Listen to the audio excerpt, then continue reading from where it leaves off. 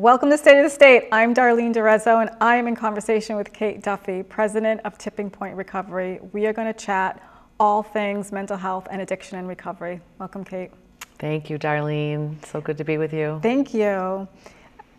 First, I'd like our audience to learn a little bit about you. All right, so tell us a little bit about your path to where you are now. Yeah, that's a great question. Happy to share. Never thought I would be doing what I'm doing for work. My life took a turn in my mid-40s, and my relationship with alcohol became one that kind of knocked me to my knees, and I didn't expect it. I didn't really know what was happening. I just know that I was going through a really bad divorce, and my coping mechanism was to drink more.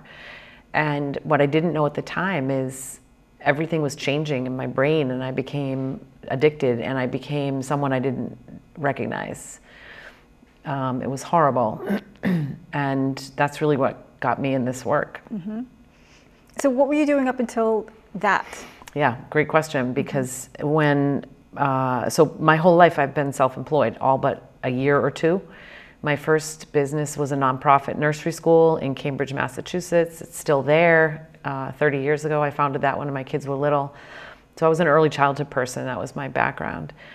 When we married and moved to Metro West Mass and bought a farm and had summer camp and farm animals, all the while my life was starting to spiral on the inside as we had this gorgeous property and summer camp. Let me ask, what was going on inside? Oh, I didn't know at the time, right? Hindsight. I had everything in my whole life that I ever dreamt of, more than I ever imagined. And I remember standing on the deck of this gorgeous, beautiful property, idyllic, 2 barns and huge house. And I was holding a glass of wine, and I remember looking up at the sky to my higher power, and I was like, really? This is it? And I had horses and goats and sheep, and I was miserable. I had pain. So you were not happy. Oh, I was so sad. I was sad. I had this hole. I had a hole. So you had not noticed this up until this point? No, it was gradual. It was gradual. There was a direct correlation to my relationship. So for me, my drinking was a lot about loss and loneliness. I was in a marriage, but felt very lonely, more so than I'm alone now and super happy. So and you know this, right, from your work, in a relationship and lonely. I mean, I had beautiful children. It's all I ever wanted, but it was this slow eating away. It felt really abrupt for me, but in hindsight, looking back, this was 9 years ago that I got sober. I look back now, and there were patterns and signs all throughout my whole life. Such as? Looking outside myself for something to help my insides feel better. Ah, your whole life. Oh yeah. It started with boys, and then jobs, and then my children. So I had a good 15, 20 years of real happiness. And as my kids started to get older and my marriage was crumbling, it never occurred to me to get divorced. Never occurred to me. I find that so baffling. It was just awful. It just got worse and worse and worse and worse. It just didn't occur to me to leave. Family to me was everything. And let me ask about your family. So do you have siblings? Yeah. Did you grow up in an intact family? What was your family life like growing up? So my family, I have 2 wonderful parents, still married today, in their mid-80s. I'm the middle child of 3. My sister is 2 years older. My brother is 4 years younger. And from all looks on the outside and even on the inside, for a lot of my life, I was super happy. I had everything I needed, everything I wanted, yet I felt from a very young age like I didn't fit in. I didn't feel comfortable in my skin. Although, again, I didn't articulate that then, right? That's looking back. My sister was smart, book smart. I felt I wasn't. Grades told me I wasn't. So I had to find my place. And I just pushed the envelope. I took risks. I was the one. So in a family system, how would you have characterized yourself? Oh, I was the rebel, the partier. Yeah, different terms probably than IFS, but I was I was definitely a mediator, a little bit of a hero. I was always trying to get everybody to get along, but nothing was about me, although it looked like it was all about me, right? Does that make sense? Absolutely. Tell our audience what that means. Okay, so I felt and was told I was super selfish my whole life, and there always felt to be this confusion because my decisions were made based on what you thought of me, or I thought you thought of me, right? I'd still pick up on things. I better do this because, oh wait, I'm still there. I'm doing it again. I'm trying to be perceived by other people. There was such a discomfort inside me that you're not really aware, right? Right. And so for me, my decisions were, if everybody around me was okay, I would be okay. Right, so there's a party that was manipulating your family members. Yes. Yeah. Yes. And now I get to do that for good. But that's later. That's all right, well, do you want to jump there? I just love that that's my superpower. I am persuasive. I use that word instead of manipulative, but I do, because when you ask what I did for work prior, when I got sober, I had a couple of attempts at getting sober, didn't understand. I remember treatment the first time they said 1 in 20 make it, and to me that felt like, why would you bother? Why would they say that? Oh, so much wrong. And so I tried a couple of times, and when I finally, it always gets me emotional, when I finally started to recover slowly, I remember thinking, what am I going to do for work? Because I love my own business. I love creating. But there's no way I'm going to have a business in this field. I was really clear about that. I was wrong, but so I took a job in early recovery in a detox. I had no choice. The pull was so strong to work. When that happens and you start to get better, you have to help others. Okay, so you went to college to study early childhood ed? Yes, I had a degree in early childhood. Okay, and then you opened up a daycare? I had this nursery school and then my summer camp, right? So children's programming, And then you had this path for how long? When I was really struggling, I started taking little jobs because our marriage was crumbling, and I took little sales jobs. Everybody always told me I should sell, I could sell anything. So I was a recruiter for a while, but meanwhile I'm spiraling. So there was a good 5-year period where I just had a bunch of little jobs. Is it because you struggled to hold down those jobs, or you couldn't find your fit, or you were unhappy with this? Because of the alcohol. Okay. Because now I'm separated. Okay. So I live by myself or with my younger daughter, and these jobs were sales jobs, so you have a lot of time. And a nice brewing alcoholic or a budding alcoholic likes to be alone and likes to work from home. So you can go to the bar at lunchtime and have a drink or two, but it's just lunch. It's just with the girls, a lot of justifying. And I started not producing. I sold for a video company. They were doing marketing videos. I worked for an early childhood supply company, but not long, months, under a year, all of them. And I was just losing them. My last job, I believe, before I got sober was, I worked in a fitness center in Natick, Massachusetts. It was Get in Shape for Women, and it was closed from 12 to 4 every day. I'd go in the morning, and I was committed. I was working out, and real dichotomy, right? Like really trying to get better and trying to find spirituality, but then drinking at the end more than a couple bottles a night, like passing out. But this restaurant was, fitness center was open in the morning. They would close for 4 hours and then open at night. So what did I do in the 4-hour period? I would walk for lunch, have a few glasses of wine. It was awful.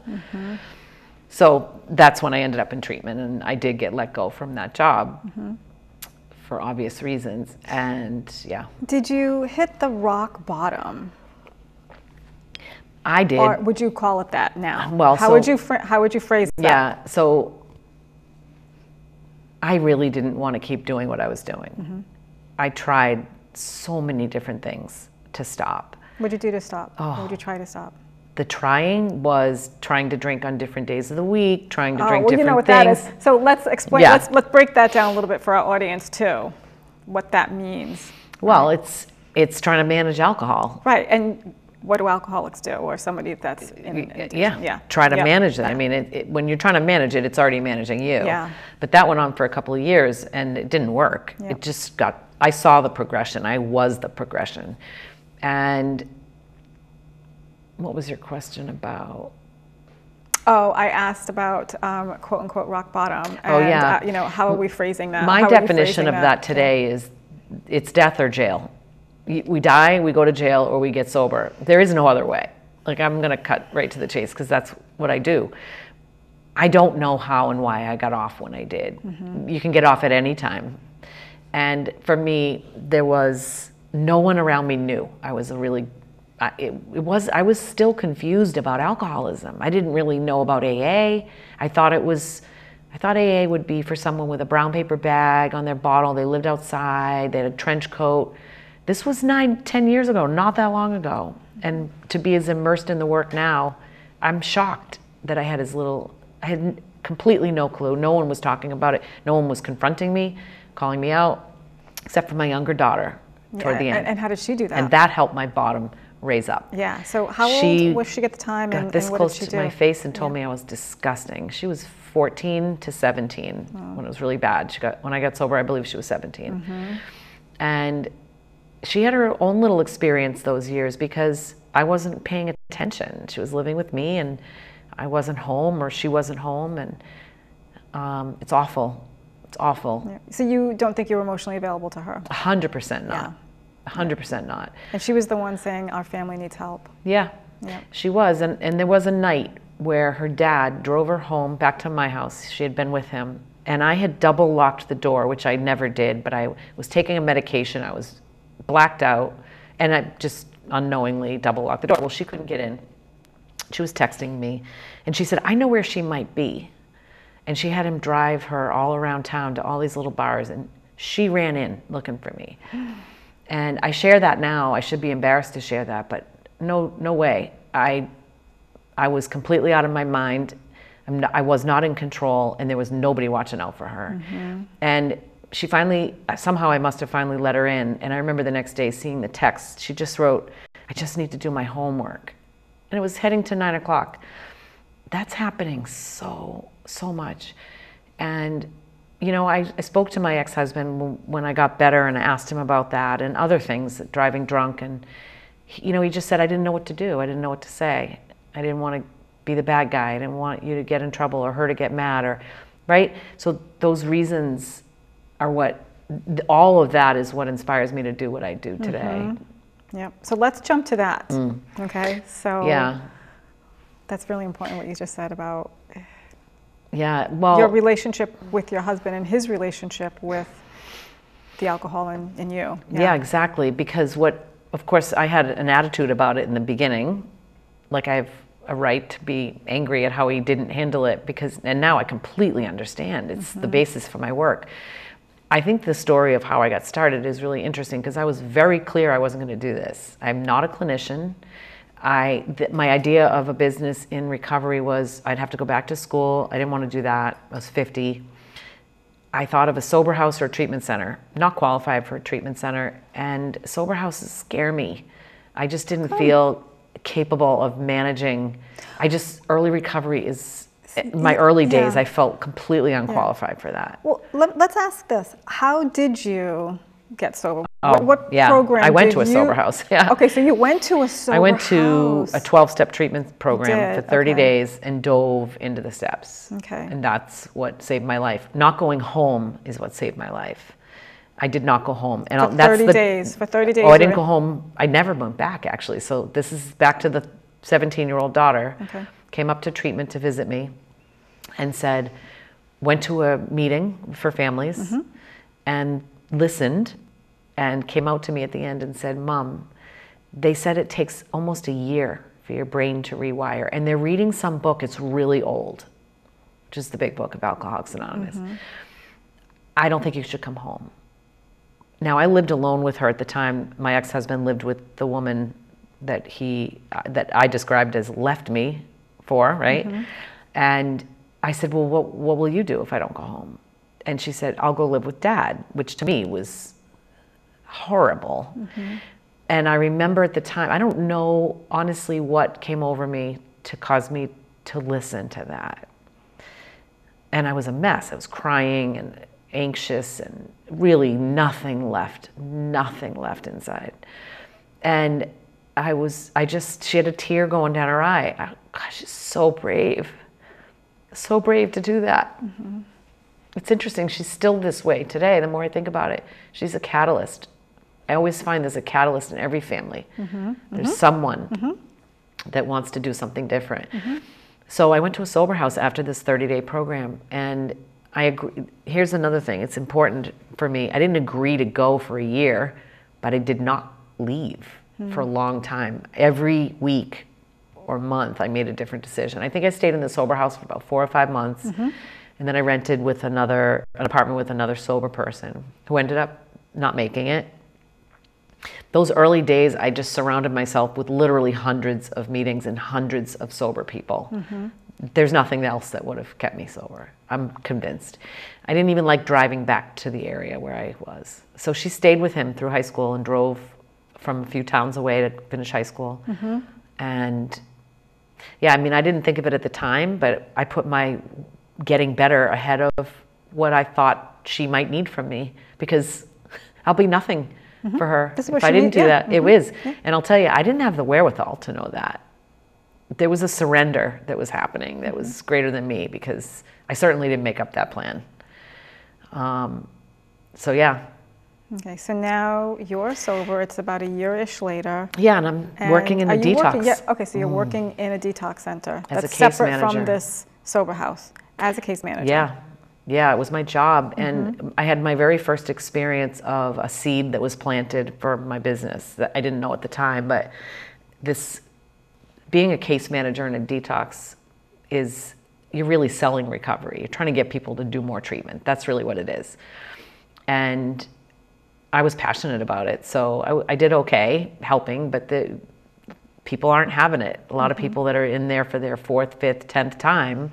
I remember this one girl, I call her Amanda, that wasn't her name, and she wasn't having it. She said, no, my mom said I can go home. I know what I need to do. I'll go to meetings. She had 2 small kids. And it's frustrating to see that and let it go. I was working on being able to do that. I went to lunch, came back. I was in the elevator with this woman who was crying. I said, are you okay? And she said, no. My daughter said there are no beds at treatment. Now, I had found this girl a 6-month halfway house, which was hard to do. And I said, oh, what's your daughter's name? And she said, Amanda. And it was my very first experience with the lying. And I had done it, but in this role, I remember standing there and I knew something was wrong with the scene, but I didn't know what to do. So I didn't say anything. I mean, I had been trained that she was over 18, privacy laws. I couldn't share that, but I marched right to my boss's office, because this is what I was thinking. Oh, they've got to fix, this is a problem. I thought somebody was just going to fix it. Yep. And because I'm thinking of my kids, and nobody protected them from me lying to them. Yep. So I went and told my boss, and she said, well, you can't tell her the truth. And I remember at the time just being like, so, when dogs are like, or kids, I was so confused. I was like, huh? Right, so now you're thinking, wow, how does this system really support this other system? I just said, this is a mess. After I left that job a year later, I took a job in an ER. Okay. It was a grant-funded program on call with the police department, 24/7, following up on non-fatal overdoses in the ER. Yep. So there's that experience. And then when I walked into the ER, I was as shocked and again, this is a very non-clinical approach, right? Clinicians have very different approaches to this, because it makes sense, because the system we have is what you're trained in. But I just walked in there as a sober person, dying to talk to the person on the other side of the curtain, who I now knew hundreds and probably 1,000 people in recovery. And I knew the ability, they'd want to talk to me. Because we talk to each other. Absolutely. It's just what we do. Yep. And because of the privacy laws, they would say, we have to get permission from the patient. So they asked, do you want help?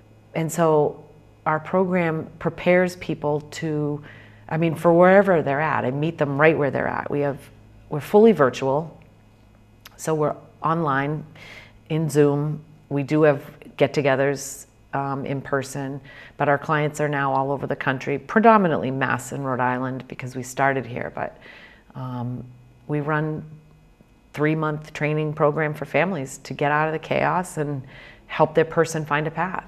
This is the only illness that we wait for it to get worse before we treat it. Because of the stigma, because people think it's a choice. And I'll tell you right now, I did not choose to do what I did. If I had not gone through it though, I wouldn't have known that. Yeah. So the voices of people in recovery, I think, are really the new recovery model. And we are jerks, we act jerky. Tell me. We do jerky manipulative things, but we're not jerks at our core. And this is with the family members, correct? So the family members are in treatment. They're in treatment. I guess you could call it treatment. Okay, I don't refer to it as treatment, but I like that. Yeah. We call them group programs, trainings. Okay. And so it is confusing. It is for the addict, but we start with the family. Yeah, I'd like you to clarify that for the audience. Okay.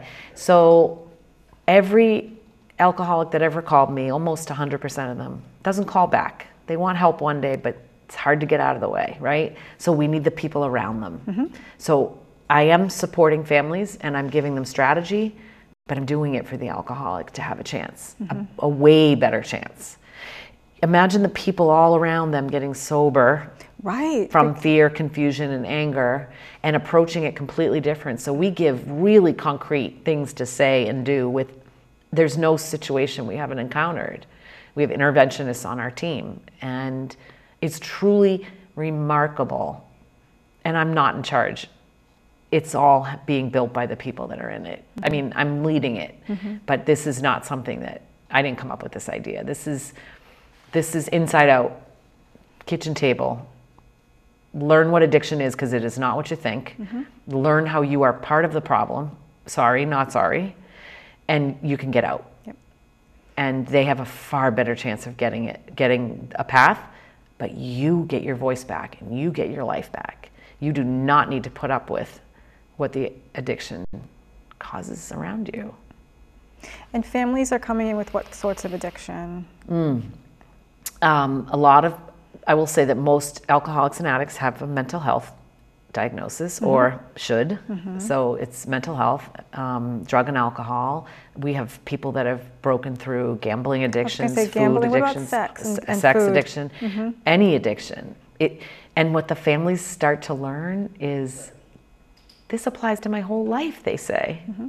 So it's really about starting to care about ourselves, one person at a time. And there's always a catalyst, like my Jenny. There is someone in every family that's usually the one that calls us first. They hear about it, it's different, it works. Okay, so we have less than a minute. Yeah.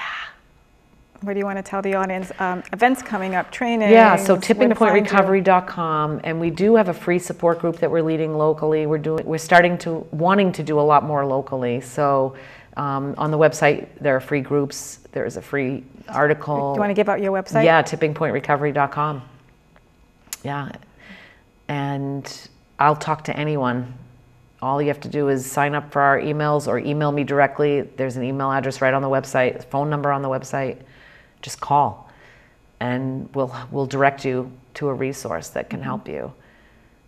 Don't stay stuck in this alone. That's what I want to say. Okay. That's so inspiring. Thank you so much. Thanks. Yeah. Thanks for watching. I'm Darlene DeRezzo. Remember that you can find us on YouTube and Vimeo, Twitter, and our new Instagram account. That's at State of the State RI.